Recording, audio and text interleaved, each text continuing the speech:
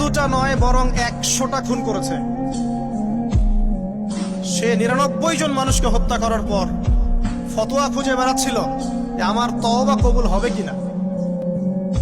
একজন আবেদের কাছে গিয়েছে। আবেদ আর আলেম কিন্তু এক জিনিস না। তো এই আবেদের কাছে গিয়ে সে বলছে আমার কি ক্ষমা হবে, আমি 99টা খুন করেছি। সে বলল তোমার আবার ক্ষমা,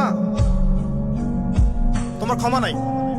তখন এই ব্যক্তি এই আবেদকে হত্যা করে 100টা খুন পূর্ণ করলো, ওকেও সে মেরে ফেলছে। আমার ক্ষমাই হবে না তো তোর বেঁচে থাকার কি দরকার, তুইও মর। আল্লাহ রাব্বুল আলামিন এই ব্যক্তির মধ্যে একটা চেতনা তৈরি করলেন যে আমাকে তওবা করতে হবে। সে তখন সার্চ করতে লাগলো আরো কোনো আলেম আছে কিনা।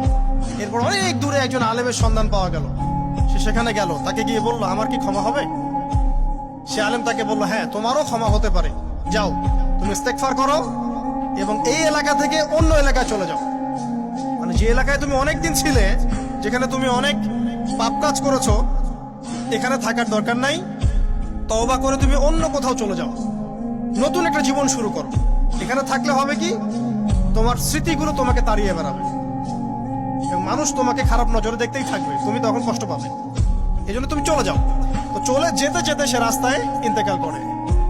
এবার তার রূহ নিবে কে, এই জন্য দুদল ফেরেশতা আসছেন, জান্নাতি এবং জাহান্নামী।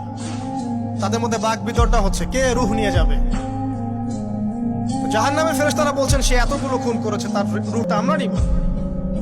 আর জান্নাতি ফেরেশতারা বলছেন না, সে তওবা করতে এসেছিল, অতএব সে আল্লাহর অভিমুখী হয়েছে, তার রূহটা আমরা নিব। আল্লাহ পাক এখানে একটা কৌশল করলেন।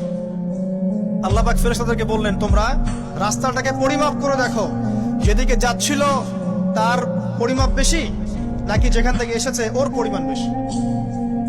আল্লাহ পাক জমিনকে আদেশ করলেন হে জমিন তুমি প্রশস্ত হয়ে যাও। এবার পরিমাপ করে দেখা গেল সে তওবার দিকে আসছিল, এর পরিমাণটা বেশি। একটা কাজের ওসিলা আল্লাহ পাক তাকে মাফ করে দিলেন।